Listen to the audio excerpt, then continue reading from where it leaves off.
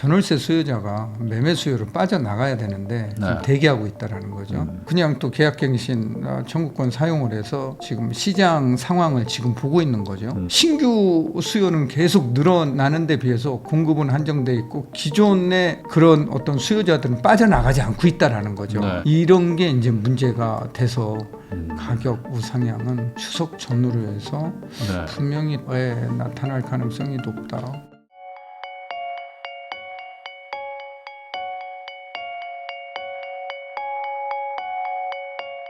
안녕하세요. 부익남TV의 부익남입니다. 오늘은 주식회사 JEDUWM의 대표님이시죠. 고준석 대표님 모시고 최근 부동산 시장부터 어떤 좀 투자 전략까지 세워야 할지 다양한 이야기 한번 나눠보도록 하겠습니다. 대표님 안녕하세요. 네, 안녕하세요. 네, 또 이게 요즘에 이 나오시기 전 그러니까 저번하고 지금 사이에도 한번 쫙 한번 올라갔다가 또 좀 내려가고 네, 뭐 네. 약간 시장이 한번 또 롤러코스터를 탔거든요. 네.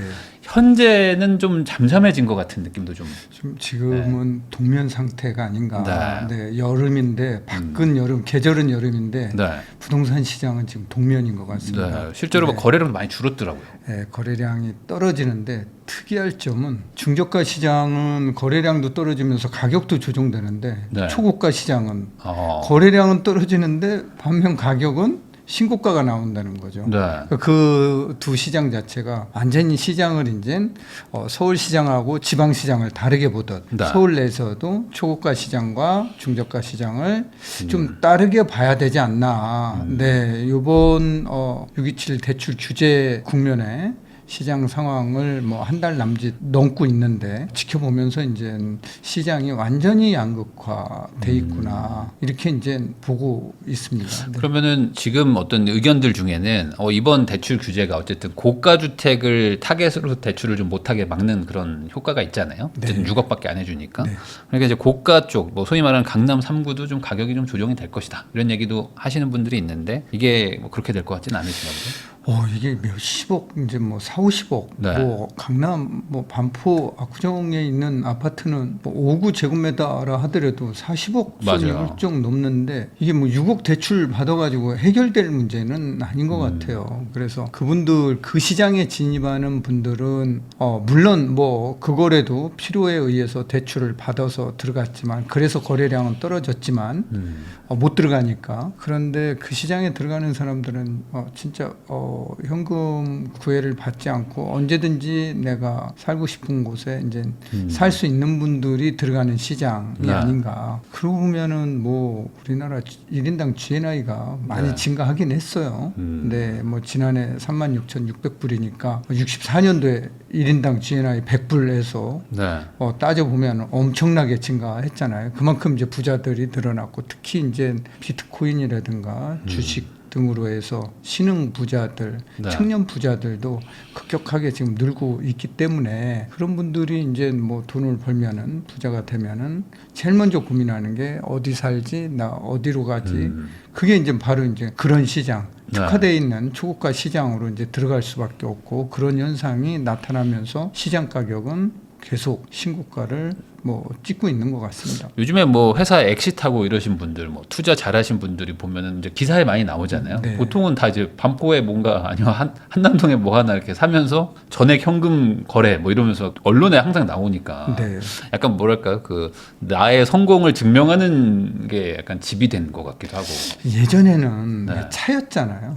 그렇죠. 차로 했었죠. 였는데 요즘은 이제 어디에 사느냐가 그 사람의 성공 여부를 결정하는 그런 방법으로 인식되어 가고 있는데 걱정입니다. 그러면은 지금 현재 상황만 봤을 때는 뭐 고가 주택들은 이제 거래량은 줄었지만 가격은 뭐 떨어지진 않았다. 네, 이렇게 보면 될 것 가격은 같고. 떨어지진 않았고. 그럼 이게 하반기에 계속 또 좀 뭐 상승세로 가는 건가요? 지금 통계상으로는 뭐 서울도 여전히 조금씩 올라가고 있는데. 일단은 대출 규제만 있을 뿐이지. 네. 대출 규제가 되기 전에 부동산 가격이 상승했던 가장 큰 이유는 공급 부족. 네. 게 기인한 거잖아요. 근데 공급이 많은 지방은 뭐 대출 규제를 하든 안 하든 여전히 집값은 그렇죠. 안 올라가고 있잖아요. 그러니까 이제 공급 부족한 시장에서 이제 돈이 늘어나니까 통화가 늘어나고 또 금리가 떨어지고 정부의 재정 대출 확대 정책을 쓰고 있고 뭐 가계 대출도 늘어나고 있고 통화 M2가 계속 증가하다 보니까 이게 실물 자산 가격을 밀어 올리는 것 같아요. 그러니까 이러한 상황은 지금 안 바뀌었거든요. 뭐 네. 특히 추석 전후로 해서 8월에 뭐 어떻게 될지 모르겠네요. 다음 달에 금통위에서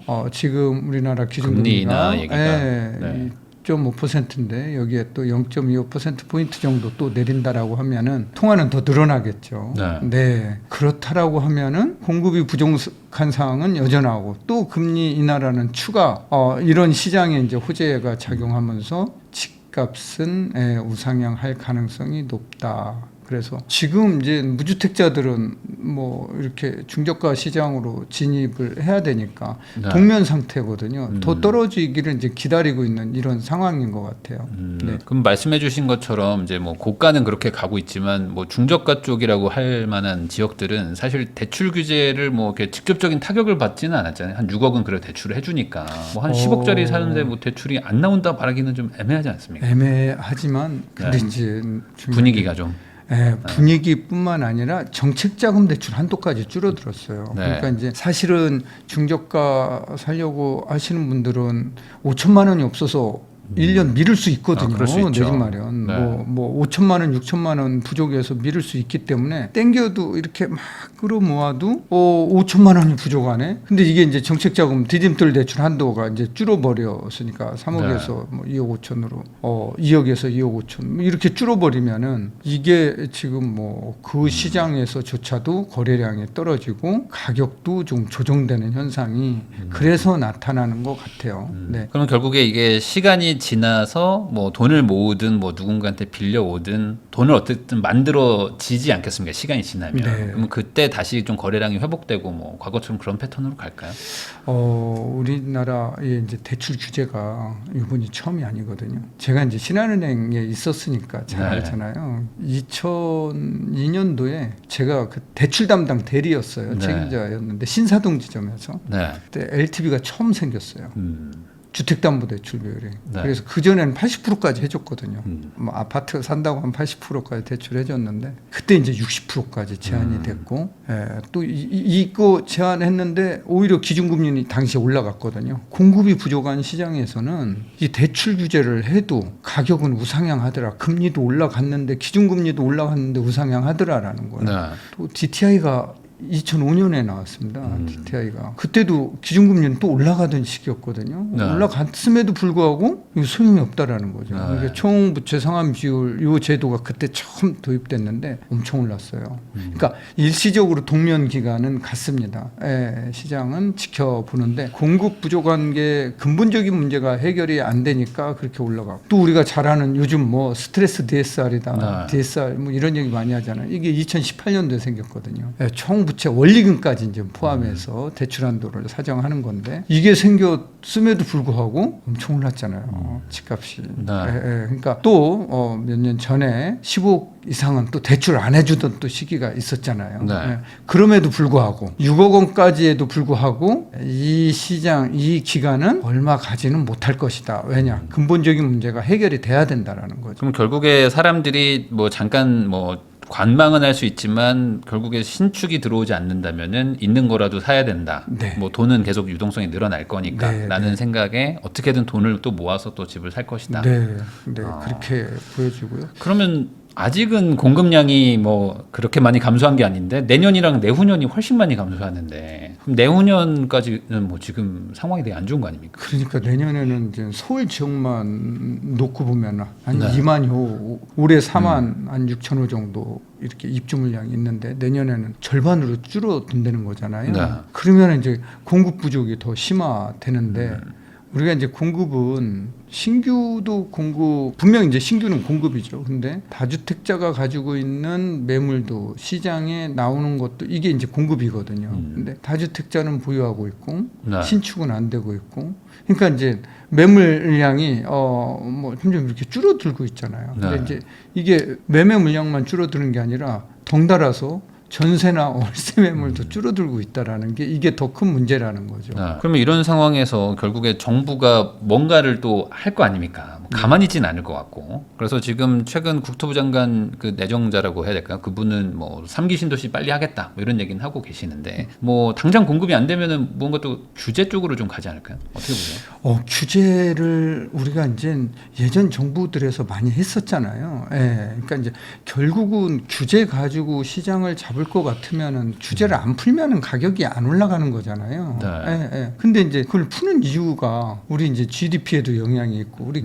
내수 경기에도 문제가 발생할 수 있잖아요. 여러 가지 우리나라 경제 상황을 고려해서 풀었다 규제했다 하는데 자, 이러한 정책도 중요하지만 더 중요한 거는 그냥 공급으로 가격을 지방처럼 잡으면 되는 거거든요. 뭐 대구 같이 그냥 네, 대구나 공급 많이 하면 부산이나 공급을 많이 해놓으면은 어떠한 변화해도 뭐 문제가 안 되거든요. 사라고 해도 안 사거든요. 그러니까 네. 대구에 가서 사라고 해도 안 사잖아요. 맞아요. 그러니까 서울시장도 서울의 아파트 시장도 이제 그렇게 만들어 놔야 된다라는 거죠. 그래서 그 전에 그럼 어떻게 할 거냐라는 거예요. 그럼 당장은 없잖아요. 당장은 네. 그래서 신축은 단기적으로 비탄력적이기 때문에 가격의 영향을 아무리 많이 언제 어디까 뭐 어떻게 공급한다는 이런 계획을 발표해도 뭐 가격 시장에 영향을 안 미치기 때문에 결국은 다주택자의 매물이 시장에 나올 수 있게끔 보다는 네. 완화를 해야 된다라는 거죠. 매물이. 그러니까 규제를 하면은 오히려 더 저는 매물이 잠기고 오히려 세금 증가분만큼 네. 규제되는 증가분만큼 매매 가격 임차인들한테 전가된다라는 거죠. 그래서 이게 지금 거래세를 좀 낮추자 뭐 이런 얘기들도 있는데 네. 약간 시장의 반응과는 좀 다른 방향으로 가려고 하는 것 같긴 하거든요. 뭐 네. 오히려 뭐 1주택자들 감면이 너무 많이 되니까 1주택자들도 좀 증세를 해야 된다 이런 얘기들도 좀 나오고 있는데. 그러면은 시장은 더 가격은 뭐 더 우상향하겠죠. 공급이 부족한 상황에서. 그리고 네. 임차인들 부담은 더 가중되면서 임차인들 주거비용 증가로 인해서 내 집 마련 기간은 더 길어질 수밖에 없다라는 거죠.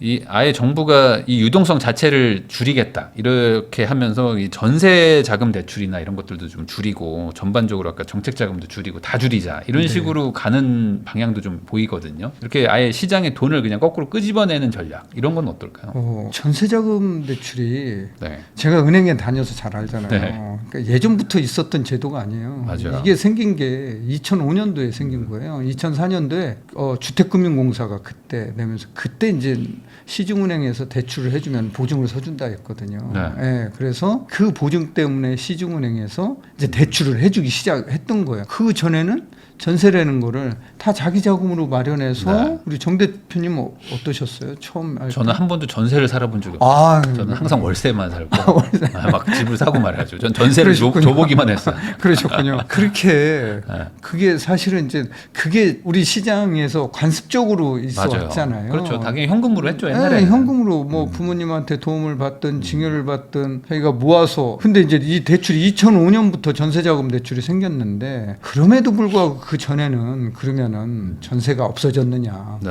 예, 오히려 그걸 이어받아서 더 번창해서 나온 거잖아요. 예. 만약에 대출을 쪼이고 유동성을 줄인다라고 우리 내수경제에 문제가 생길 수 있고 그것만 대출만 막는다고 그래서 통화가 줄어드는 건 아니다라는 거죠. 네. 통화는 뭐 여러 가지 원인에 의해서 늘어나는 거잖아요. 무역수지 흑자도 있고 그렇죠. 또 가계 대출금 증가가 뭐 가장 큰 원인이죠. 대출금 증가도 있고 또 뭐 외국인 투자도 있고 이런 거에 의해서 이제 통화가 느는데 그 가계대출 중에서도 일부 전세자금 대출만 막는다고 해서 이게 줄어들지는 시장 가격을 통제하기는 쉽지 않을 것 같아요. 네. 또 이게 또 정치적 리스크도 좀 있을 것 같고 아무래도 이제 세입자 분들도 많기 때문에 갑자기 뭐 전세를 뭐 더 낮추라고 하면 뭐 반전세나 아니면 다른 동네 이사 가라는 거밖에 안 되는 거니까. 그렇죠. 거기에서 이제 아이들 학교도 보내고 이런 계획을 다 세워서 이사했는데 공급으로 가격을 조금 완화해주고 조금 이렇게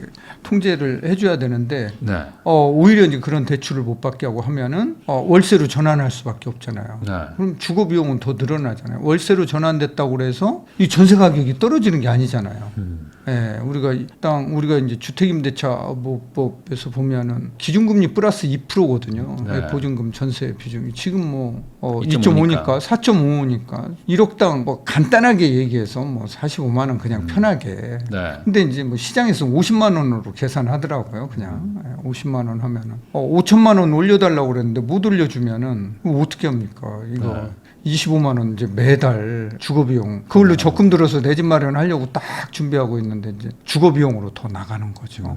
그래서 지금 공급 얘기들이 나오곤 있는데 이게 재개발 재건축도 뭐 쉽지 않은 상황이. 그러면 결국에 과거에는 이제 이명박 정권 때는 이제 비아파트, 뭐 도시형 생활주택 막 이런 거 갑자기 막 지으면서 어쨌든 좀 저가 주택도 많이 공급을 했는데 지금은 뭐 그런 쪽으로도 갈 거라고 보세요? 아니면 그게 쉽지 않을 것 같아요. 예, 지난 몇 년 동안 전세 사기 여파가 우리 네. 사회 문제를 이야기했고 그로 인해서 피해를 본 임차인들이 엄청나게 많았잖아요. 근데 이제 여기에 대한 해결, 뭐 이런 법적 보완, 이 제도적인 장치가 완벽한 장치가 없기 때문에 그 시장에 들어갈 수 있는 사람들이 오히려 더 많은 주거 비용을 지불하면서도 아파트 시장으로 수요가 몰려들고 있다라는 거죠. 네. 쏠림 현상이 더 지속되고 있다. 그리고 또 뭐 그 비아파트를 또 건설을 또 많이 해서 공급을 좀 많이 해야 되는데 이 네. 공급도 안 되고 있다라는 거죠. 네. 중소 건설사들이 그러니까요. 자금 난이 뭐 심각하다 보니까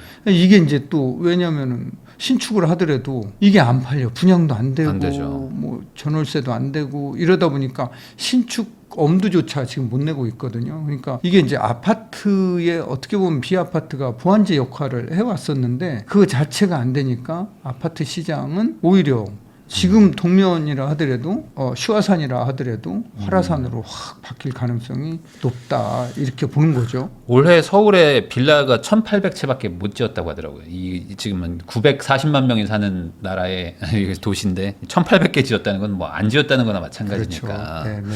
그러면은 어떻게 해야 됩니까? 이거 방법 없네요. 지금 당장은 뭔가 단기적으로는 뾰족한 수가 없네요. 네, 그래서 이제 만약에 가격이 올라가면 이런 현상이 나겠죠. 가격이 올라갈 수밖에 없잖아요. 네. 실수요자들이 원하는 서울 지역에는 뭐 공급이 한정돼 있으니까 전세금 올려주면은 1층에서 지하로, 네. 지하에서 강북으로. 강북에서 수도권으로 이게 이제 주거지를 이동하면서 그 가격에 맞는 지역을 찾아갈 수밖에 없는 거죠.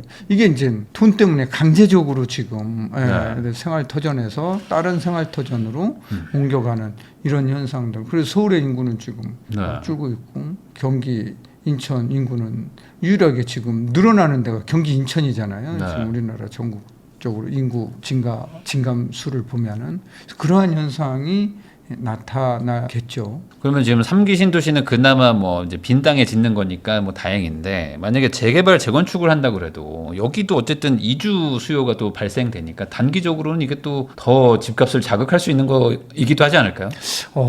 집값을 단기적으로 자극할 수 있지만 그럼에도 불구하고 단기적으로 주사 맞을 때 아프잖아요. 네. 맞고 나면 이제 몸도 나을 좀 희망이 있으니까 그래도.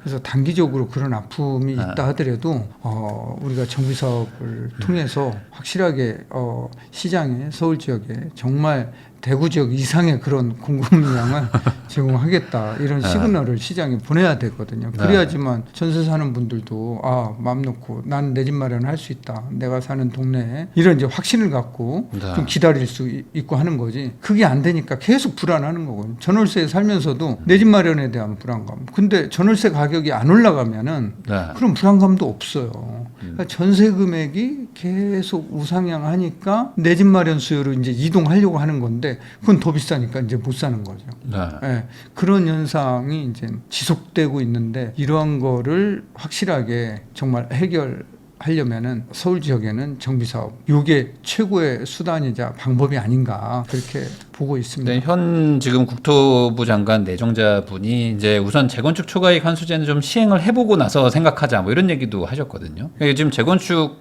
초과이익 환수제 이게 어찌 보면 제일 재건축을 막는다 이런 얘기들도 많은데 이게 앞으로 더 좀 재건축이 쉽지 않아지는 거 아닙니까? 이게 이제 걸림돌이죠. 그래서 지금 정비 사업을 통해서 주택 공급을 빨리 하려면은 몇 가지가 있어요. 이런 이제 걸림돌들을 제초안 같은 이런 걸림돌들을 걷어내야 되겠죠. 또 법 개정을 통해서 지금 인허가 기간이 엄청 길잖아요. 이거를 정말 대폭적으로 줄여야 된다라는 거죠. 인허가 기간 줄이고 특히 요즘 물가가 엄청 많이 올랐잖아요. 예, 인건비도 많이 오르고 네. 원자재 가격도 오르고 그게 공사비 상승. 그런데 이제 이러다 보니까 뭐 용적률이 꽉 차 있는 그런 재건축 단지들이 많잖아요. 네. 이런 데는 사업성 자체가 안 나올 수밖에 없잖아요. 사업성 보장을 해주고 공공으로 일부 가져가더라도 사업성 보장을 좀 해줄 수 있도록 용적률이라든가 이런 것들을 좀 탄력적으로 좀 적용을 해야 된다. 예, 그래서 이런 것들이 되지 않으면은 지금 1, 2년 지금 당장에도 문제가 되지만 4, 5년, 6, 7년, 7, 8년, 10년 뒤에도 이 문제가 해결이 되지 않을 거다라는 거예요. 근데 이게 사실 뭐 노무현 정부 때도 그때 재건축 하자 했던 때였는데 그때부터 벌써 한 20년 가까이 재건축이 잘 진행이 안 되잖아요. 이게 생각보다. 그러니까 이게 뭔가 좀 특혜 시비가 항상 또 있고 왜 여기만 그렇게 해주냐 뭐 이런 것도 있고 과거에 우리는 안 해줬잖아 뭐 이러면서 또 막 싸움이 나니 이게 좀 쉽지 않은 것 같기도 합니다. 지금 뭐 과거에 안 해줬으면 네. 좀 기다리면 해줄게. 이거 30년 되면 또 해줘야죠. 네. 참 이게 참, 항상 예, 형평의 문제. 모두를 만족시킨다는 게 어려우니까. 형평의 문제가 그러니까 뭐 어디를 뭐 준주거로 바꿔주면은 그럼 우리 삼종은 그거 어떻게 우리가 안 우리도 해줘. 바꿔줘 네. 이거거든요. 네. 예, 그러니까 잠실 주공 5단지를 여기 상업지역으로 바꿔주면 장미도 상업지역으로 네. 해야 되고 리센츠나 엘스나 이런 데도 다 상업으로 바꿔달라는 거잖아요. 네. 그러니까 이제 이런 형평의 문제가 있지만 차츰차츰 고려해서 일단 현재 대상이 된 장비사업 구역부터 네. 좀 적용을 해서 순차적으로 빨리 공급에 박차를 가하는 게 중요한 시점이 아닌가 그렇게 보여집니다. 이 공급이 없으면은 나중에 또 문제가 된다 이렇게 말씀해 주신 네. 것 같아요. 고준석 대표님하고 이야기 나누고 있는데요. 아까 이제 전세 상승 얘기를 계속 해주셨는데 제가 이제 어젠가 한번 찾아보니까 그 아까 말씀하신 잠실에 엘스 리센츠 트리지움해서 이제 엘리트 뭐 이렇게 네. 부르는데 15,000세대인데 전세가 지금 140개 있더라고요. 거의 없는 거잖아요. 엄청 많네요. 150개. 월세가 한 200개 정도 있고 네. 한 1% 정도거든요. 월세 합쳐서 한 2, 3%밖에 안 되는데 네. 임대 물량이 지금 왜 이렇게 임대 물량이 없어졌다고 생각하세요? 지금 이제 공급이 부족한 거는 아까 네. 얘기했으니까 근데 이 전월세 수요자가 매매 수요로 빠져나가야 되는데 지금 네. 대기하고 있다라는 거죠. 전월세에 대기하고 있고 그냥 또 계약갱신 청구권 사용을 해서 지금 시장 상황을 지금 보고 있는 거죠. 그러니까 신규로 공급되는 지역이 아닌 네. 지역에서는 전 월세 가격이 강세를 보일 뿐 또 비아파트 수요가 몰려오고 있고 또 가을 되면은 또 신혼부부 수요가 있잖아요. 네. 이런 수요들이 신규 수요는 계속 늘어나는 데 비해서 공급은 한정돼 있고 기존의 그런 어떤 수요자들은 빠져나가지 않고 있다라는 거죠. 네. 예. 이런 게 이제 문제가 돼서 가격 우상향은 추석 전후로 해서 네. 분명히 나타날 가능성이 높다. 아니 최근에 그 잠실도 보니까 전세가 한 5,000억 뛰었더라고요. 한 달 사이에 보니까 이 실거래만 네. 봤을 때는. 실거래가. 네. 그러니까 그만큼 이제 부족하다는 건데 네. 지금 정부 정책이나 특히 이제 주담대 정책을 보면은 이제 실거주하라. 그러니까 6개월 안에 실거주해라. 네. 뭐 토어제 실거주해라. 뭐 이런 식으로 계속 가잖아요. 그러면 이제 실거주를 권장한다는 거는 반대로 이제 전월세 물량이 줄어드는 걸 텐데. 네, 그렇습니다. 그럼 이게 앞으로 더 심해지는 거 아닙니까? 더 심해질 수 있죠. 근데 이러한 현상, 그러니까 대출을 안 받고 네. 전세 끼고 사고 본인은 월세 살 수 있거든요. 네. 네. 이렇게 살지 않는 한 대출을 끼고 사는 한은 그런 매물 자체가 전월세 매물 자체가 전월세는 없어지는 거예요. 네. 그렇기 때문에 본인이 실거주해야 되니까요. 이러한 대출 규제 여파의 어떤 부작용들이 또 나타나고 있는 거죠. 네. 그러면은 결국에 소위 말하는 살기 좋은 동네, 뭐 아이 키우고 싶은 동네 이런 데들은 전월세 매물이 프로도 좀 많이 줄겠네요. 줄어들 수밖에 없고 또 특히 이제 공급이 당분간 안 되는 지역들이 있잖아요. 네. 이런 지역들은 더 그런 게 심화되겠죠. 그럼 이번에 627 대책에 보면은 전세금 반환 대출도 좀 막고 뭐 퇴거 대출 막 이런 것도 막 1억을 네, 막고 네, 하는 네. 것들이 있잖아요. 네. 그럼 이제 앞으로 이제 집을 사는 뭐 그런 새로 신규 거래가 되는 곳들은 전세 주기도 좀 까다롭고 그리고 이제 세입자 분도 전세 들어가기도 부담되고 뭐 서로 대출이 안 된다고 하니까 네. 뭐 그런 것들 포함해서 지금 전반적으로 좀 월세화가 많이 되고 있다 이런 얘기들 나오는데 이건 뭐 어쩔 수 없는 시대의 흐름이라고 봐야 될까요? 근데 전세 제도가 완전히 없어지지는 않을 거예요. 네. 없어지지는 않을 거고 일부 이제 비중은 조금 높아질 수 있겠지만 네. 높아질 수 있겠지만 이게 완전히 사라지거나 그런 시장은 아니고 또 우리 뭐 민법의 전세권이라는 또 또 물권에 보면은 그런 이제 있죠. 제도가 있잖아요. 제도에 의하면 전세권이라는 것 자체가 재산권이기 때문에 이거를 활용해서 여러 가지를 또 할 수 있잖아요. 근데 물론 뭐 전세권 설정하면서까지 전세 들어가는 사람은 드물지만 이 제도는 없어지지는 않을 거고 비중은 좀 줄어들 가능성이 높다 이렇게는 보고 있습니다. 네. 지금 요즘에 임대인 분들도 전세를 올리는 것보다는 조금이라도 뭐 월세 쪽으로 가는, 그러니까 조금 뭐 몇십만 원이라도 붙이려고 하는 물건들이 점점 나오고 있는데 이렇게 가는 게 어떤 뭐 트렌드인 건지 아니면 뭐 일시적인 현상인 건지. 트렌드 같아요. 트렌드. 네, 왜 그러면 그렇게 하는 걸까요? 금리가 떨어질수록 내 돈 뭐 은행이라는 데가 그렇잖아요. 기준금리가 떨어지면은 대출 금리는 안 내려. 잘 안 내리잖아요. 그렇죠. 근데 예금 금리는 득달같이 내리잖아요. 바로바로 내리잖아요. 금리가 올라가면 또 예금 금리는 안 올려줘. 근데 네. 대출 금리는 엄청 올리잖아요. 그러니까 이제 금리가 이제 떨어지는 시점에 내가 전세 보증금을 가지고 있으면은 이게 이제 내가 운용하기가 특히 이제 연세 드신 분들은 이거 운용하기가 쉽지는 않아요. 은행에 정기예금으로만 넣어놓고 운용을 하면은 월세 받는 것보다 그 수익률이 확 떨어지죠. 그래서 이제 아무래도 올라가는 증가하는 전세 증액된 전세 보증금에 대해서는 월세화가 지속되지 않을까 이렇게는 예상은 됩니다. 그러면은 이래나 저래나 뭐 그 전세보다는 좀 월세 쪽으로 좀 물량이 뭐 늘든지 하고 전세는 더 줄어드는. 전세는 또 줄어들고 물량이 집주인들이 임대인들이 전세를 안 내놓으니까 물량은 더 줄어들 수밖에 없는 거죠. 그렇게 되면 전세가는 올라가는 거 아닌가요? 올라가죠. 전세가 올라가는데 그러니까 이제 전세가가 올라가면 그 월세 가격은 내려가는 거냐? 그렇지 않다라는 같이 거죠. 올라가잖아요. 전세 가격에 비례해서 월세 금액을 산정하기 때문에 그렇다라는 거예요. 그럼 이렇게 되면 또 어쨌든 임차료도 계속 올라가는. 그러니까 결국에 이 모든 핵심은 돈이 많이 풀리고 공급이 부족하다. 이 상황인데 그러면은 결국에는 수요가 분산되는 방법밖에 없는 거네요. 뭐 서울 사람들이 좀 뭐 지방이나 경기도 가서 사는 게 뭐 이제 가능하면 좀 수요 분산될 텐데 지금은 그런 분위기도 아니고. 그러니까 이제 만약에 그러려면은 GTX가 빨리 A, B, C, D, 뭐 EF가 빨리 개통이 돼야 되겠죠. 그래서 강남, 서울로의 접근성이 정말 급격히 빨라져야 되겠죠. 그러면 이제 분산을 좀 하겠죠. 그러기 위해서는 이제 중요한 게 3기 신도시가 사실은 중요한 이유가 그겁니다. 그런데 아직 입주하려면은 뭐 3기 신도시 하면은 뭐 고향 창릉이라든가 하남 교산이라든가 남양주 왕숙이라든가 부천 대장 여기 이제 17만 호 정도가 이제 공급되는 걸로 계획이 서 있잖아요. 근데 2, 3년 후에 2027년에서 2028년 사이에 한 10,000호 정도 그러면 한 5% 정도 되는 거거든요. 이게 이제 입주가 된다고 하는데 문제는 공공 인프라가 교통이 없어요. 너무 부족하다라는 거예요. 다 뭐 GTX를 예상해서 막 해놓고 해놨거든요. 그러니까 이제 그런 어떤 신도시를 계획을 할 때는 그 공공 인프라가 먼저 착공이 되고 완공이 돼야지만 서울 사는 사람들이 편안하게 분산해서 이제 분산 효과가 나타난다라는 거죠. 3기 신도시 입주도 중요하지만 공공 인프라도 먼저 살펴봐야 될 그런 부분이고 그래서 이제 그래야지만 분산 효과가 나타나니까 그것도 쉽지 않아 보입니다 지금. 2기 신도시도 보면은 뭐 지하철 많이 연결해 준다고 하고 분양했는데 안 돼가지고 다들 그냥 옥정 신도시가 이제 2기잖아요. 근데 그게 뭐 아직도 아직도 지하철역에서도 멀고 아직도 GTX가 연결이 돼도 덕정이라는 역이 뭐 옥정 신도시에서 좀 멀거든요. 그래서 이제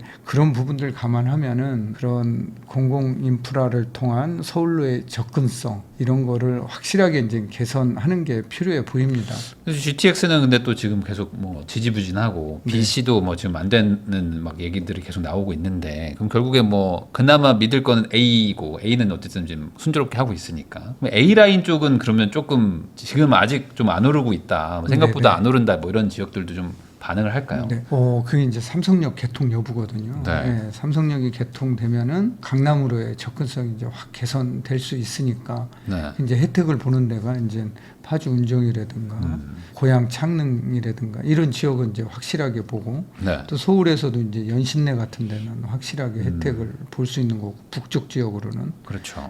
남쪽 지역으로는 뭐 이제 동탄이라든가 분당이라든가 뭐 이런 지역은 확실하게 수혜를 볼 수 있는 지역이죠. 서울의 어떤 전세 상승에 의해서 좀 이렇게 밀려날 수밖에 없는 분들이 선택하는 대안이 될 것이다. 네. 그러면은 지금 대표님 얘기를 들어보면 뭐 이래나 저래나 지금 당장은 뾰족한 수가 없다라고 좀 느껴지는데 뾰족한 수 있어요. 어떤 걸까요? 세금 인하를 통해서 다주택자들이 가지고 있는 네. 물건이 시장에 좀 나올 수 있게 좀 해야 되는데 좀 그런 정책을 쓸까요? 근데 지금 취득세도 최대 13.4%고 네. 양도세도 이제 내년 5월 9일에 연장할지 모르겠지만 원상복구되면 82.5%거든요. 그러니까 최대가. 못 팔아요, 더. 근데 지금도 안 팔렸는데 오히려 양도세를 네. 더 낮춰야 된다고 봐요, 저는. 양도세도 낮추고 취득세도 확실하게 감면을 해서 사고 팔 때 네. 부담이 없게끔 해줘야지만 매물이 좀 늘어날 수 있으니까 그런 정책이 필요해 보이지 않나. 근데 요즘에 세금이 또 부족하다 이런 얘기들 계속 나오니까 결국에 감세만 할 수는 없잖아요. 그러다 보니까 이제 보유세를 늘리자 뭐 이런 얘기도 나오는데 네. 어떻게 해야 될까요? 보유세 늘리면은 더 큰 문제죠. 뭐 우리가 겉으로 보기에는 정말 그래 다주택자들 진짜 세금 증가하겠네. 다주택자들 잘 됐어 이렇게 박수 칠지 모르지만 그 박수의 화살이 무주택자들 임차인들한테 간다라는 거죠. 네. 세금은 곧 우리가 임대인만 내는 게 아니라 전가가 된다라는 거죠. 월세에 포함되거나 한전세로 이제 전환이 되면서 월세에 포함되고 네. 전세 금액에 포함돼서 전세가 올라가고 이러한 현상. 이게 이제 미국의 유명한 세금 전문가 래퍼 교수가 래퍼 곡선이라는 게 있잖아요. 일정 규모가 넘어가면은 세금은 전가된다. 이렇게 발표를 하고 있고 그런 현상이 뭐 다른 나라에서도 나타나고 있기 때문에 우리도 이게 보유세 올리면은 무주택자들한테는 정말 타격이죠. 그래서 네. 보유세나 이거를 올리지 말고 세수 부족한 거는 거래가 한 건 되는 것보다 세금이 많으면 한 건 되는 시장에서 낮추면은 두세 건 되잖아요. 박리담회로 가자. 그러면은 시장에 그 세금뿐만 아니라 세수뿐만 아니라 다른 거에도 영향을 많이 미치잖아요. 이사 한번 가면은 그렇죠. 뭐 가구도 바꾸고. 가구도 바꾸고 칫솔도 네. 다시 사야 되고 인터넷도 막 바꿔요? 해야 되고 뭐 우리 그 GDP에 차지하는 비중이 부동산 건설 서비스가 엄청나게 크잖아요. 네. 그렇다라고 하면은 이거를 낮춰서 우리가 인위적으로 세율을 올려서 세금 증세를 더 하겠다보다는 거래를 활성화시켜서 세금을 더 증세 효과를 보는 이러한 전략이 훨씬 더 좋지 않을까요? 그러니까 우리가 지난 부동산 627 대책 나오기 전에 서울 거래량 엄청났잖아요. 맞아요. 그때 서울 세수하고 네. 지금 세수는 틀릴 거예요. 그러니까 이렇게 틀려진다라는 거죠. 그러니까 이대로 가면은 이제 지방도 마찬가지고 거래량이 줄어들면 이제 취득세도 안 거치고 그럼요. 그럼 지자체들도 이제 세수 부족에 시달릴 텐데 네. 거래 활성화 쪽으로 좀 가야 된다. 거래 활성화가 되지 않으면은 거래 활성화는 세금 증세 그 이상의 효과가 나타난다 이렇게 보고 있는 거죠. 네. 근데 지금 현 정부에서 얘기 나오는 것들 중에 하나가 아까 말씀하신 어떤 3기 신도시 이런 공급도 있지만 유휴부지나 뭐 그 소위 말하는 주민센터 위에다가 이제 뭐 집을 지어가지고 신혼부부들한테 뭐 공급을 하는 임대 아파트를 짓자 뭐 이런 얘기들이 나오고 있거든요. 말 그대로 이제 남는 땅들을 어떻게든 다 개발을 하겠다라는 전략인 것 같은데 이게 어떤 호용성이 좀 있다고 보십니까? 저는 뭐 분산하는데 좋은 정책이라고 봐요. 빨리만 되면은. 그래서 네. 파일럿이라도 빨리 해서 그런 공공임대주택을 제공했으면 좋겠어요. 네. 그러니까 그런 주민센터 같은 데 제공을 하면은 주민센터가 또 뭐 동네 후미진 데 있는 거 아니잖아요. 그렇죠. 위치들이 다 좋아요. 되게 좋은 데 있잖아요. 그래서 뭐 기존에 우리가 빌라에 살면은 보증금이나 이런 거 뭐 전세 사기 당할 염려도 있고 그렇잖아요. 국가한테 전세 사기 당할 염려는 없잖아요. 그래서 싼 가격에 좋은 환경에서 살 수 있는 아파트 수요를 이제 보완해 줄 수 있는 보완제 역할을 해줄 수 있는 거죠. 그래서 그런 것들을 발표를 했으니까 빨리 하는 게 중요하다라는 거예요. 이양할 거면 빨리 해라. 이양할 거면은 빨리 그런 거를 찾아서 예를 들어서 이제 우리가 서울에 25개 구가 있잖아요. 네. 25개 구청 위에다가만 올려도 그 몇 가구 구가 그렇죠. 나오냐는 얘기예요. 네, 구청 외에다가만 해도 네. 또 주민센터가 그러면 한 구청에서 주민센터 거느리고 있는 게 또 얼마나 되느냐는 얘기예요. 여기에다 지면은 얼마나 많은 양의 비아파트가 또 생산될 거냐 공급될 거냐라는 거죠. 그러면 그 수요를 공공임대로 다 충족시키면은 우리가 이 시장 안정, 시장 가격 안정에 도움이 분명히 될 겁니다. 그래서 네. 이게 발표했으면 빨리 해야 된다라는 거죠. 대통령의 뜻을 빨리 받아들여서 네. 주무부처에서는 빨리 실행하는 게 중요하지 않을까. 사실 서울에는 뭐 좋은 아파트도 필요하지만 저가의 좀 이렇게 뭐 1인 가구나 2인 가구들도 살만한 집이 필요하거든요.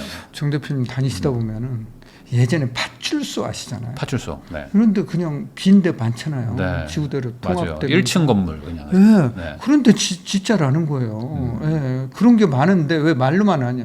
그래서 좋은 아이디어고 네. 실행하면은 정말 청년들뿐만 아니라 무주택자들한테는 좋은 도움이 될 것 같습니다. 주거 안정에. 안정된 전월세 공급 대책으로 네, 된다는 네, 거죠. 이것도 좀 하면 좋겠고. 네. 자, 근데 이제 아파트나 뭐 이런 쪽으로 원래부터 가던 수요 분들이 뭐 네. 그런 이제 작은 임대 아파트나 뭐 임대 주택으로 가는 경우가 또 별로 없으니 결국엔 또 이제 아파트 쪽에서도 이 어떤 그 공급 부족에 의한 전세 상승을 또 막아줘야 될 텐데 이래저래 지금 신규 아파트 공급이 안 된다면 과거처럼 한번 가격을 그냥 통제하는 정책, 소위 말하는 2+2 이런 거를 한 번 더 주는 뭐 이런 정책들도 나올 수 있지 않을까요? 지금 뭐 민주당 내에서는 약간 얘기들이 나오던데 어떻게 보십니까? 나올 6년짜리. 나올 수도 있겠지만 그러면은 더 부작용이 크겠죠. 지금도 2+2 때문에 부작용이 크잖아요. 그다음에 6년까지 그렇게 제한을 하게 되면은 이게 이제 사유재산에 대해서 사유재산은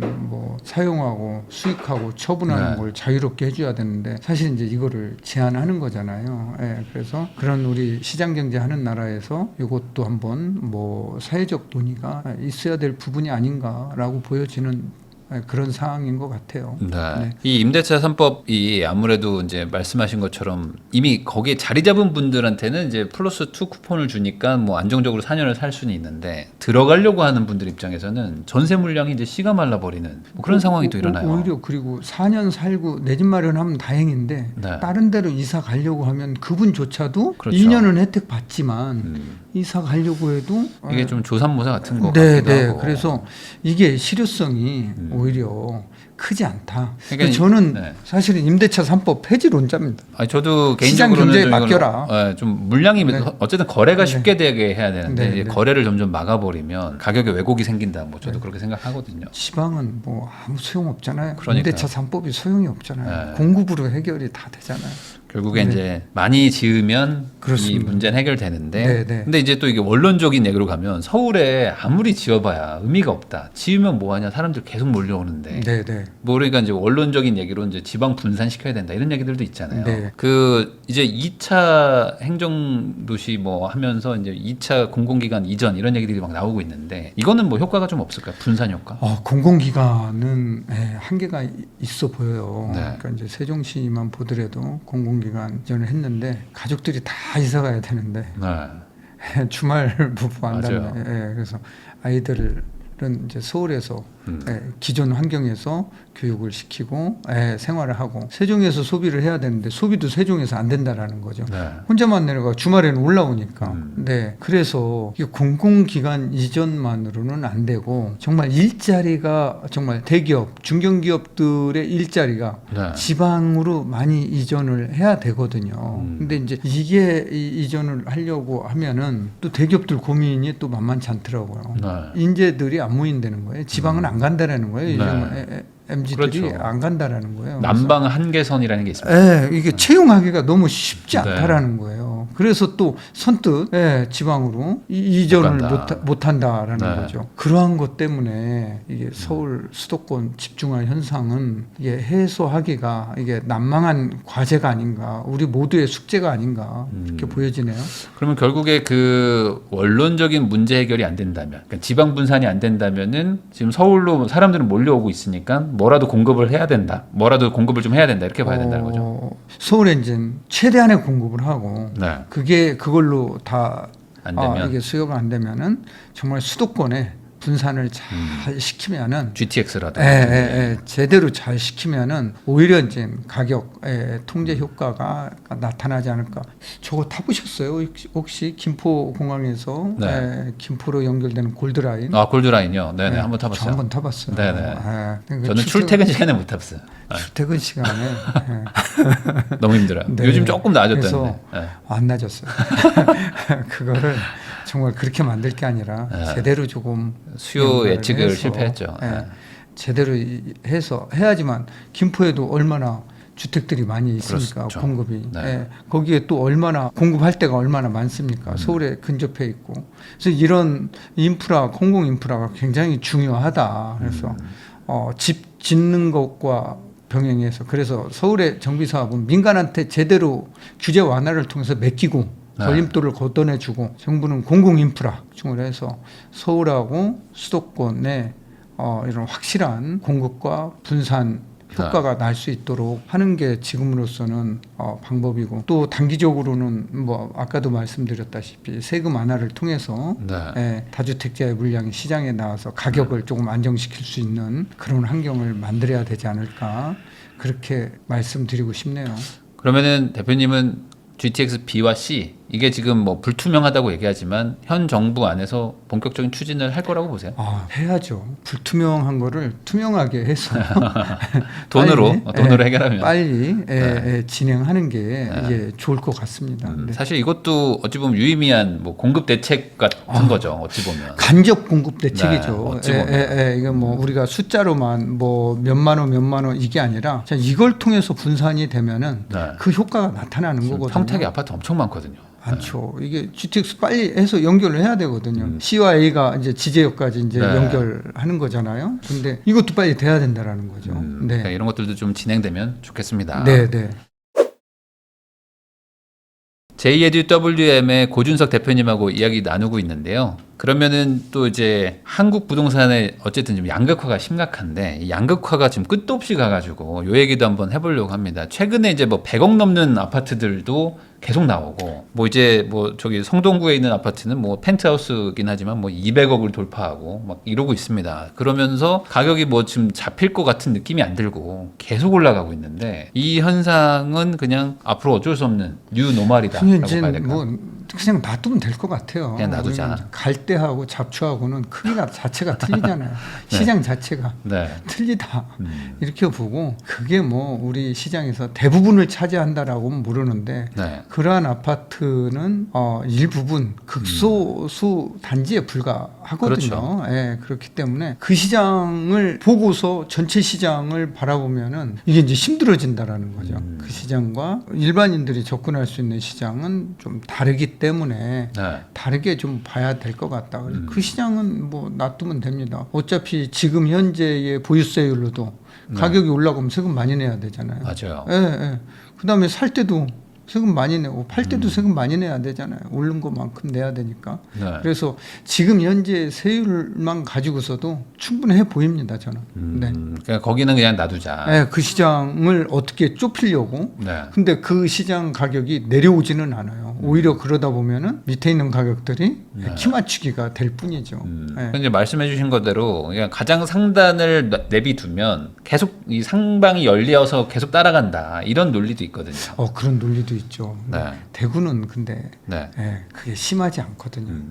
그러니까 대구 지방시장은 되게 좋은 아파트들 있고 펜트하우스 있는 아파트도 있잖아요. 근데 가격 차이가 심하지 않아요.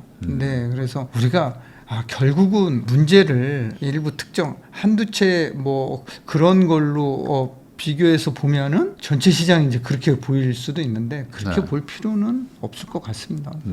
그러면은 지금 이렇게 어찌 보면 되게 단기간에 막 뭐 50억, 60억 하던 아파트가 지금 막 200억씩 가고 이렇게 막 엄청 급등을 했잖아요. 몇 년 새에. 그러면 이게 그냥 단순한 똘똘한 한 채 때문은 아닌 것 같고 뭔가 다른 요인도 있을 것 같은데.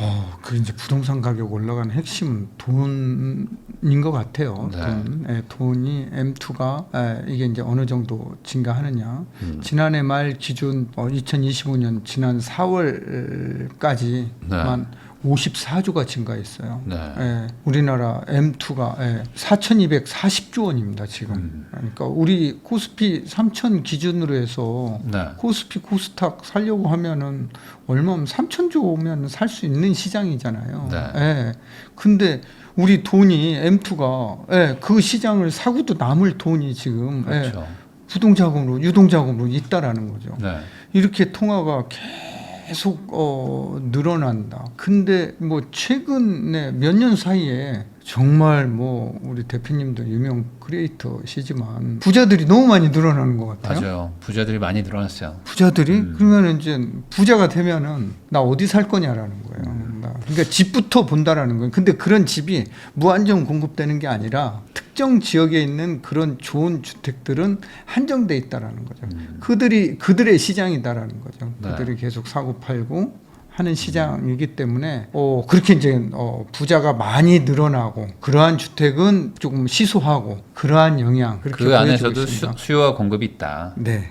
그러면 결국에 뭐 아까 말씀하신 것처럼 뭐 주민센터 위에 짓는 뭐 임대 아파트, 뭐 임대주택 이런 것들도 필요하고 뭐 초고가 시장도 필요하고 다 필요하죠. 전반적으로 다 공급이 필요하다. 그러니까 이제 내 월 소득이 뭐 500만 원 되는데 네. 300만 원 되는데 1000만 원 되는데 이분들이 내 집 마련을 할 수 있는 지역은 다 같은 지역일 수는 없잖아요. 그렇죠. 네. 네. 소득에 따라서 지금 현재 있는 자산 상태 또 뭐 증여받는 거 이런 거에 따라서 본인이 갈 수 있는 지역은 다 틀리잖아요. 그러니까 이제 거기에 맞게 내 집 마련하는 게 맞는 것 같고 시장은 다 나눠져 있지만 구분되어 있지만 네. 그 구분되어 있는 시장들끼리 이렇게 연계돼서 시장 하나의 시장으로 움직이고 있다 이렇게 보는 거죠. 그러면은 결국에 이제 고가 아파트, 뭐 신축 아파트 이런 것들도 좀 많이 공급이 돼야 되는데 지금 돌아가는 분위기를 보면은 결국에 사업성이 나온다 하는 곳들은 뭐 강남이나 이런 데들만 지금 좀 그나마 진행이 되지 웬만한 단지들은 뭐 진행이 안 되고 있거든요 지금 이거 해가지고 답이 안 나온다. 이제 분양가 상한제 지역이잖아요. 네. 그럼에도 불구하고 강남은 시공사들이 그러니까요. 수주를 하려고 아주 경쟁이 치열하잖아요. 네. 예. 근데 그 위했죠. 이게 이제 뭐 세대수도 작고 그러면 아예 시공사가 맞아요. 참여하지 않는 이런 사업장들도 많이 있고 아예 이제 안 들어가는 거죠. 그래서 조합에서 시공사 선정하기에 굉장히 애를 먹는 그런 지역 서울에서도 그렇게 그런 현상이 나타나고 있다라는 거죠.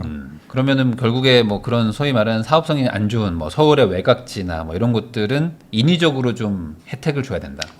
용적률 공급을 해야 되는 거니까 네. 공급을 하려고 하면은 그런 지역의 용적률을 좀 올려줘서 사업성 확보를 해주고 일정 부분 해주고 공공으로 조금 많이 일부 가져오면은 오히려 다 잘 되지 않을까요? 공급이 조금 더 원활해지지 않을까 이렇게 보여지는데 이 상태에서 그냥 드랍하고 있다라고 하면은 이게 결국은 기존 집값, 고가 주택 집값 상승에만 글로만 자꾸 모이니까 이걸 분산시켜줘야 되는데 그게 안 된다라는 거죠. 그래서 지금 그 분산 정책이 안 되다 보니까 계속 똘똘한 한 채로 가고 그러면 똘똘한 한 채는 또 결국에 비싸게 사더라도 더 올라가더라라는 게 지금 계속 학습 효과가 네, 일어나다 네. 보니 우선 어떻게든 돈 구해서 산다. 이게 지금 거의 전 국민이 똑같은 마음으로 가지고 있는 것 같아요. 그 이제 돈이 있으면 이제 그렇게 가는데 네. 없어서 문제인 거죠. 그러니까 없으면 이제 박탈감만 느껴져요. 네, 그래서 이제 상대적인 박탈감, 네. 뭐 그런 것만 있어서 이제 근로 의욕이 이제 저하되고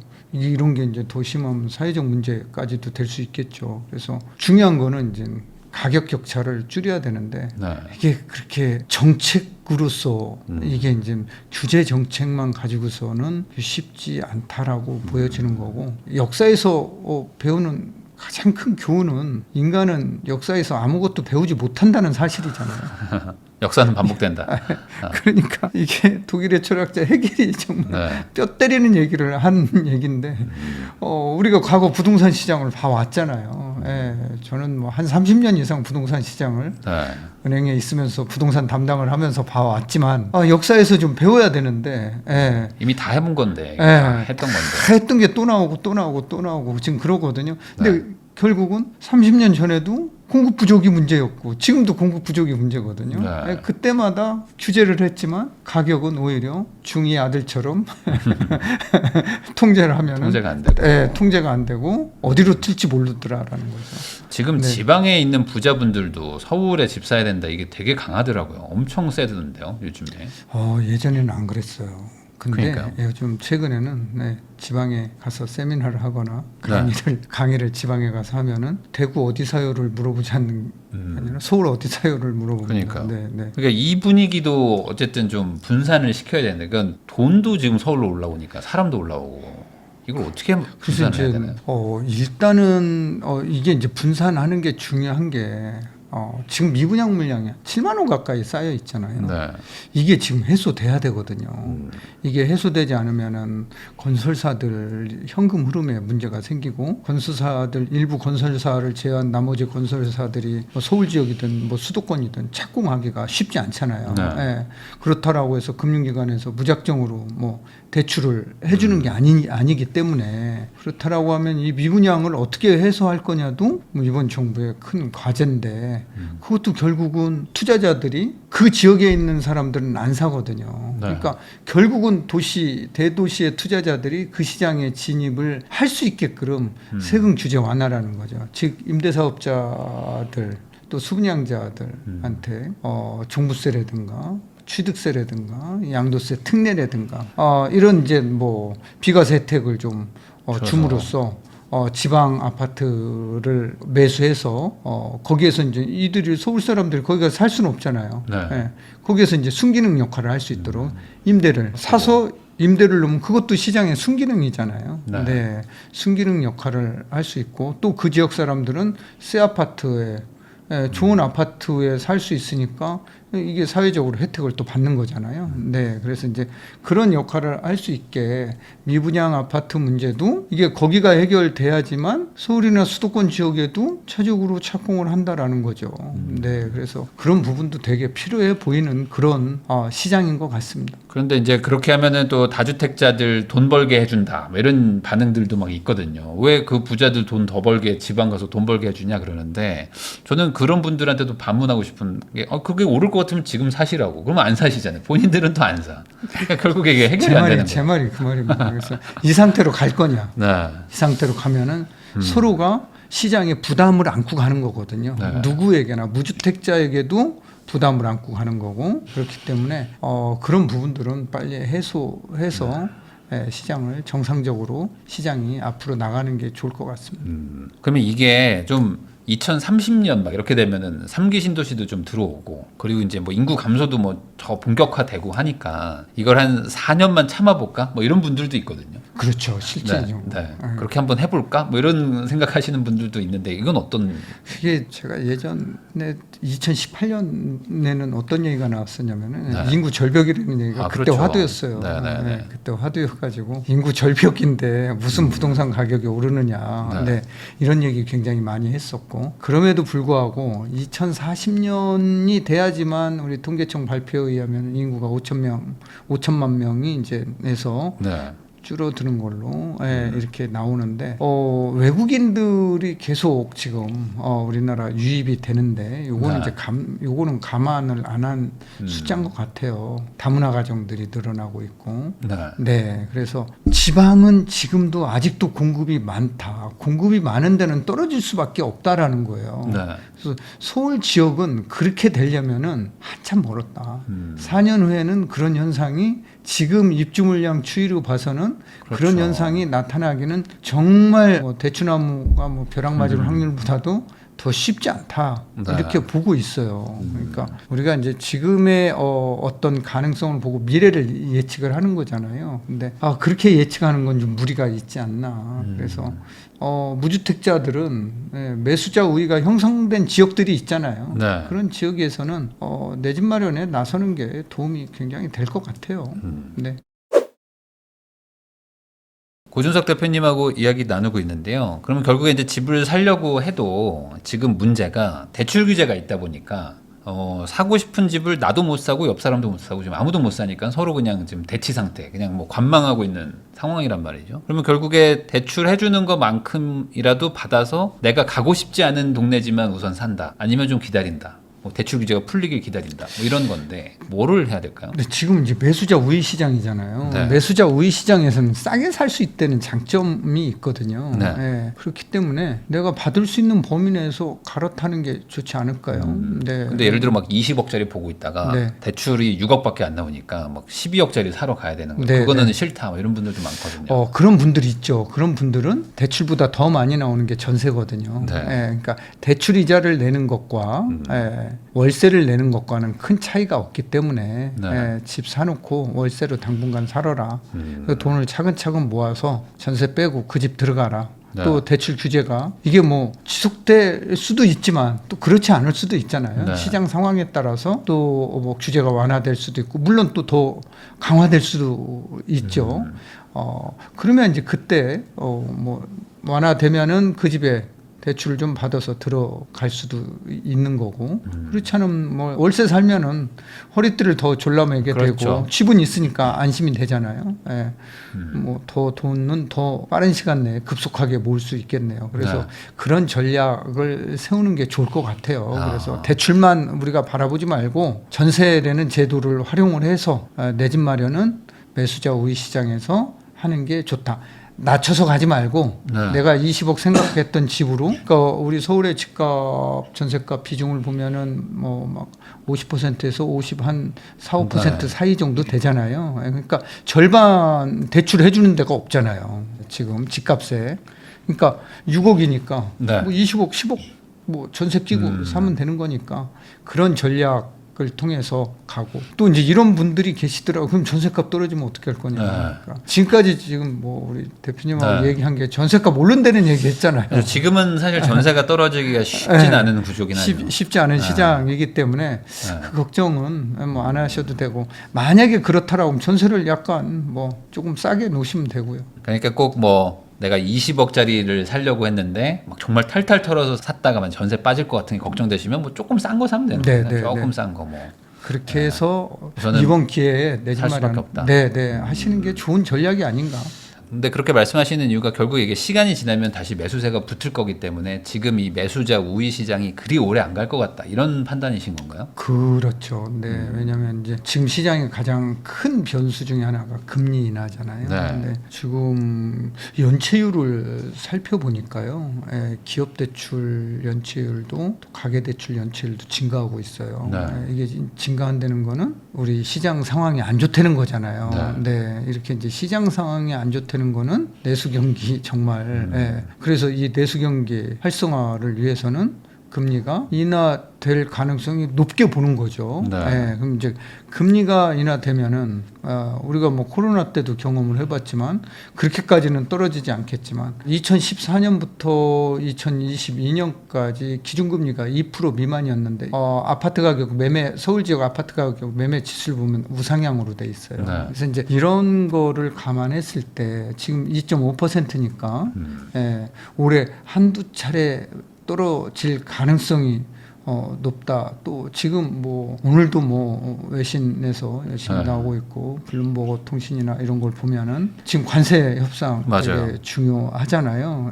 그래서 이게 타결이 정말 좋은 조건에 타결이 되면은 우리 수출 기업들 타격이 정말 없이 뭐 우리 무역 수지 흑자에도 큰 타격이 없을 것 같은데 이게 이제 관세가 이게 빨리 타결이 안 되고 이러다 보면은 우리 경제에도 조금 영향을 미칠 수 있지 않을까. 네, 그렇게 이제 보는 거죠. 그래서 그런 금리 거에 인하가 더 그런 가능하다. 거를 감안을 해보면은 금리 인하는 뭐 조금 더 되지 않을까 이렇게 예상이 되는 바입니다. 이래나 저래나 또 경제 살리기 때문에 또 이제 유동성도 많이 풀 아, 거고. 네, 그렇죠. 그럼 이런 상황에서는 이제 매수가 좀 낮다.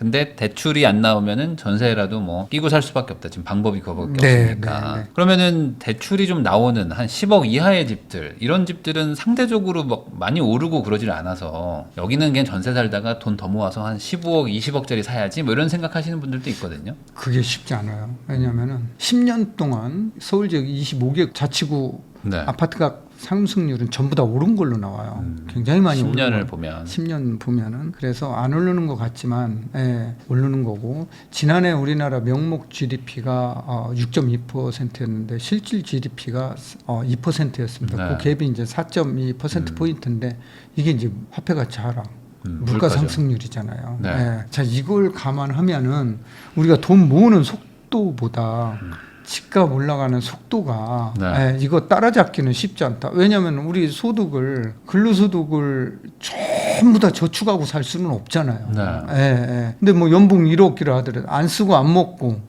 이거를 1억을 모아서 10억을 모아야지만 내가 원하는 지역으로 간다라고 이게 10년을 모아야 되잖아요. 근데 네. 장담할 수 없잖아요. 10억을 다 10년이면 모으는데 10년 동안 그 집이 그대로 스테이하고 있을 거냐라는 거예요. 이런 거 감안하면은 그랬을 때 전략보다는 내 집 마련하는 게 낫지 않을까 이렇게 사실 물가라는 게 뭐 실제 물건의 가격이니까 이 물가가 오른다는 건 당연히 뭐 실물 자산인 아파트도 가격이 오를 수 있는 거잖아요. 네. 그러니까 이런 것들을 고려하면은 살 수 있을 때 좀 사놓고 그 다음에 잘 그걸 운영을 하자. 샀다가 내가 원하는 지역은 못 가지만 거기 나중에라도. 샀다가 나중에 그걸 디딤돌 삼아서 갈아타기 전략으로 네. 가는 게 좋지 않을까 이렇게 보여집니다. 그러면 지금 대표님이 약간 매수자 우위 지역인 곳들이 좀 나타나고 있다고 해주셨는데 그러면은 그런 지역들 이제 그래도 살짝 조금 뭐랄까 좀 숨이 죽은 그런 동네들이 있다면 거기 이제 가고 싶은 분이에요. 근데 우리 집도 분위기 안 좋단 말이죠. 그럼 여기서는 어떻게든 지금 같은 분위기에는 뭐 금매로라도 팔고 옮겨 가야 될까요? 상급지로 갈 때는 그렇게 해야죠. 어떻게든. 왜냐하면은 상급지와 그 뭐 중하급지는 네. 오르는 속도, 떨어지는 속도 차이가 틀려요. 떨어질 때는 들 떨어지고 오를 때는 많이 올라가기 때문에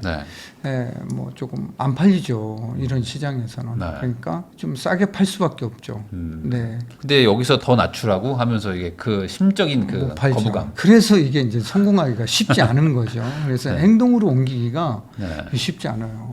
네. 그러면 예를 들어 이런 것도 있을까요? 뭐 예를 들어 제가 지금 10억짜리 집을 가지고 있어요. 근데 한 12억짜리 가고 싶어요.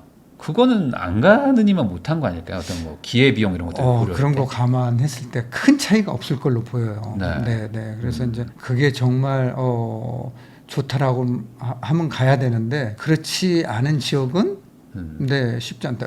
예를 들어 잠실에서 잠실로 옮긴다. 네. 리센치에서 리센치에 살고 있는데 난 좀 더 상급지로 가고 싶다. 그러면 어디로 옮길 거냐라는 거예요. 네. 저는 한 군데뿐이 없다라고 봐요. 잠실에서 잠실로 가는 거는. 네. 여기서 얘기를 해줘도 되는 거예요? 뭐 어차피 뭐 토호제라서 뭐 어차피 대부분 못 사시기 때문에. 네. 아니 거기 사는 분들은 뭐 그럴 수 있죠. 네. 팔고 이제 다른 데로 가면 되니까. 네. 그러니까 더 비싼 곳으로. 더 확실히 가격 차이가 확실히 난다는 미래 가치가 보장되는 곳으로 갈 수 있다라는 거죠. 네. 네. 그런 거 아닌 곳서야 10억에서 12억짜리로 갈 필요는 없다라는 거죠. 그러니까 그럼 미래 가치를 잘 보고 가는 게 중요하다. 같은 지역 내에서도. 네, 그러니까 가격 차이가 확실하게 뭐가 나거나 네, 아니면 뭐 미래 가치가 확실히 차이 나는 곳들로 아니면은 우선은 그냥 가지고 있는 거 가지고 계시는 것도 나쁘진 않을 수 있겠네요. 그 1주택자분들은 그럼 지금 결국에 또 매도하고 선매도 후 매수겠죠? 그게 위험해요. 지금 같은 분위기가 또 근데 선매수했다가 또 안 팔리면 그것도 위험하고요. 그러니까 동시에 해야 돼요. 동시 매수. 동시에. 네. 동시 패션이라는 말 들어보셨죠? 은행에서 쓰는 용어인데 네. 이게 대출해줄 때 같은 날 근저당권까지 같이 설정하는 거를 그렇죠. 이제 동시 패션으로 이제 대출을 해줬는데 근저당권 설정 안 되면 안 되잖아요. 그렇죠. 안 네. 되죠. 그러니까 소유권 이전하면서 근저당권 설정하면서 대출해주는 거죠. 그러니까 이 세 개가 동시 패션으로 돼야 되는데 매도와 매수가 동시에 돼야 돼요. 어떻게든 그렇게 해야 돼요. 그렇게 해야 돼요. 같은 날짜에. 뭐 그래서 하더라도 막 하루 이틀 차이로 해야지 뭐 거의 비슷해요. 중개업소 한 군데서 거래를 하는 게 중요한 것 같아요. 어떻게든 날짜를 맞춰야 된다. 네, 날짜를 맞춰서. 이 수도권 안에는 지금 한 4억짜리 막 5억짜리 이런 아파트들도 좀 있거든요. 네. 그러니까 뭐 1기 신도시 쪽에도 보면 조금 뭐 좋은 신도시도 있지만 조금 좀 가격이 좀 저렴한 곳들도 있잖아요. 조금 외곽으로 가는 네. 그런 동네들 조금 조용한데 이런 데까지도 좀 온기가 갈까요? 4, 5억짜리. 수도권 같은 경우는 GTX가 연결이 되느냐 안 되느냐가 되게 중요하고요. 네. 이런 교통 환경이 불편하면은 온기가 퍼지기는 쉽지 않아 보여요. 네. 그리고 또 GTX 역에서 뭐 도보로 10분 이상 걸리면은 그것도 또 쉽지 않아요. 그래서 좀 10분 이내의 거리에 입지에 있는 대형 단지 중심이면은 그 정도 돼 있다라고 하면은 뭐 내 집 마련에 나서는 것도 좋다. 굉장히 좋은 전략이다. 이렇게 봅니다. 네. 그 최근에 그 GTX-D라고 해가지고 예전에 한번 발표했던 그 장기역 김포부터 지금 부천 운동장까지 네, 네, 네. 요거 지금 예비 타당성 통과됐거든요. 네, 네. 요거 보고 투자해야 된다 안 해야 된다 어떻게 생각하십니까? 그게 이제 서울로 연결이 되는 게 확정이 되면은 청량리까지 간다고 하는데 뭐 아직은 모르죠. 네, 네. 그게 이제 말은 나왔는데. 연결이 돼서 여의도 네. 청량리 서울역, 네. 여의도 서울역 청량리까지 연결이 되면은 좋은데 사실은 강남으로 연결이 되는 노선이 훨씬 더 좋다. 제일 좋겠지만. 네, 네.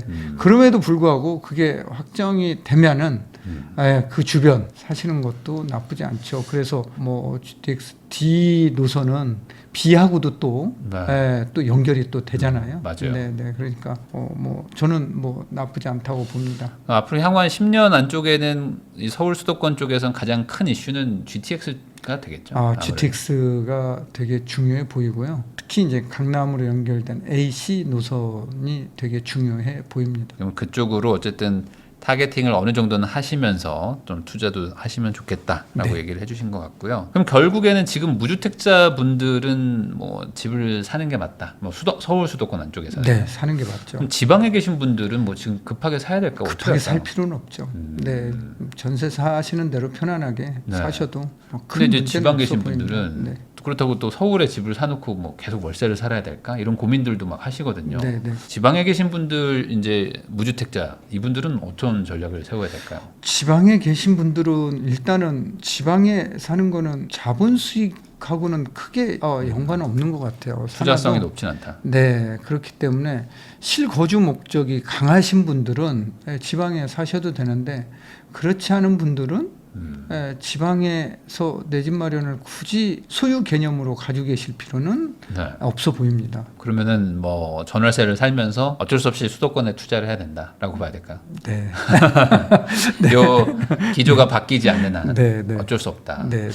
이 기조가 바뀔까요? 어떻게 보세요? 이게 현실적으로 바뀔 수 있나요? 아. 너무 어렵지 않을까요? 이 지금 분위기가. 쉽지 않습니다. 아. 네, 쉽지 않은데 아무튼 지방의 분위기가 바뀌기 위해서는 미분양 물량이 1차적으로 해소되는 게 급선무고 두 네. 번째로는 공공기관뿐만이 아니라 기업들이 내려갈 수 있는 지금 뭐 세금에 대해서 또 정책을 네. 발표한다고 하잖아요. 네, 그래서 법인세 지금 올린다고 하잖아요. 네, 1%포인트 이제 지방으로 정말 이전하는 그런 대기업 기업들에 대해서는 진짜 법인세를 과감하게 낮춰줘서 일자리가 늘어나고 인구가 늘어나고 그 지역이 활성화될 수 있도록 이런 무슨 인센티브적인 네. 제도적인 장치가 있어야 되겠죠. 네. 그러니까 그런 식으로 뭔가 확실한 혜택을 주지 않으면 지금 이 거대한 기조를 바꾸기가 쉽지 않은 것도 사실이다. 네. 부동산 말고 지금 주식으로도 많이들 가시는데 또 이제 뭐 부자인 분들 상담도 많이 하시잖아요. 이 뭐랄까요? 결국에 이 주식으로 간 돈들이 부동산으로 들어온다. 이렇게 얘기하시는 분도 있고 이번에 확실하게 좀 주식을 살려주면 뭐 주식으로도 뭐 일부 투자가 갈 것이다. 뭐 이런 얘기들도 있는데 어떻게 보십니까?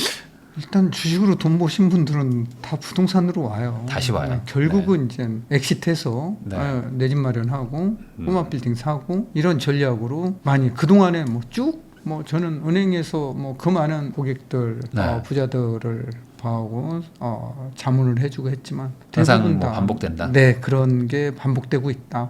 이렇게 봐야 되겠죠. 그럼 이번에도 아마 동일한 효과가 일어날까요? 그런 효과가 나타나겠죠. 그래서 이번에 그 코스피 뭐 해서 지금 막 3,300 막 돌파하려고 하는데 이게 진짜 뭐 4,000, 5,000 가면은 이번엔 다를 것이다라고 하지만 한국인의 아파트 사랑이 강력하다 이렇게 봐야 될까요? 뭐 그렇게 봐야 되겠죠. 네, 네. 그럼 그분들이 또 돈 벌면 또 다시 한번 이게 또 수요로 돌아오는 거 아니겠습니까?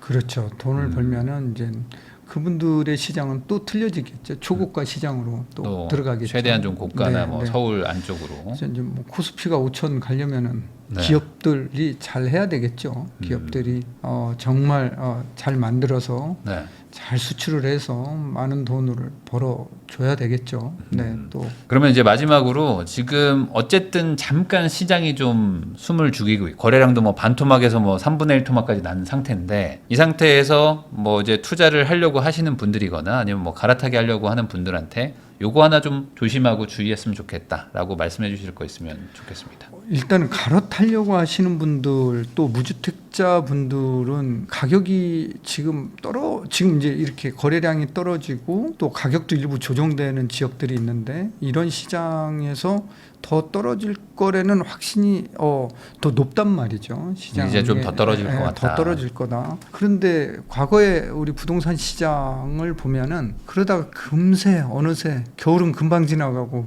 봄이 금방 왔다라는 거죠. 이번 시장도 이제 그럴 가능성이 저는 높게 보고 있고요. 그래서 이런 시장에서 매수의 기회, 좋은 기회를 놓치지 않았으면 좋겠어요. 내 집 마련의 기회를. 그래서 싸게 살 수 있다. 그래서 특히 이제 경매 시장은 더 싸게 살 수 있죠.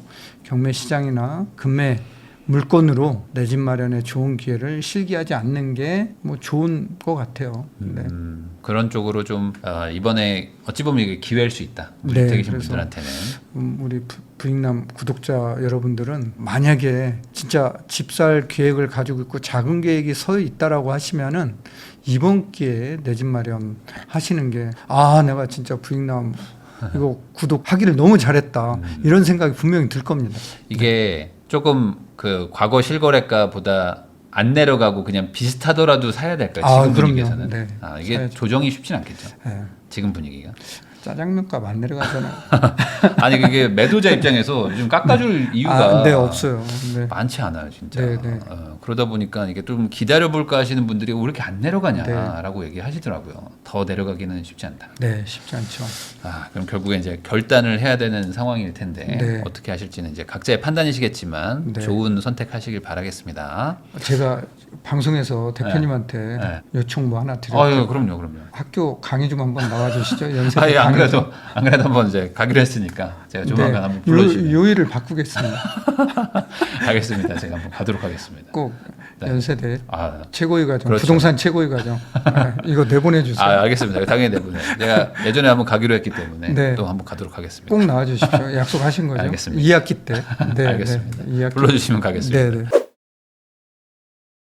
지금까지 JEDWM의 고준석 대표님 모시고 이 부동산 투자 전략과 그리고 이제 전망까지 얘기를 해봤는데요. 이게 또 어떤 분들한테는 좀 불편한 얘기일 수도 있을 것 같아요. 뭐 집값 또 올라간다고 하니까. 근데 또 이게 어찌 보면 이제 시장을 그냥 전망하시는 거잖아요. 어떤 상황과 어떤 그렇죠. 조건을 봤을 네, 때. 네. 그러니까 이런 상황이라는 거를 또 내가 뭐 부정한다고 해서 뭐 바뀌는 것도 아니고 또 반대로 뭐 이게 무조건 맞는다는 것도 아니지만 결국에는 본인의 선택과 책임이기 때문에 또 시간이 지나면 또 내가 또 후회할 수도 있고 그러니까 이럴 때 잘 이성적인 판단하셔가지고 좋은 선택하시면 좋겠습니다. 지금까지 시청해주셔서 다시 한번 감사하다는 말씀 전하면서 저도 대표님하고 인사 나누겠습니다. 오늘 나와주셔서 감사드립니다. 네, 감사합니다.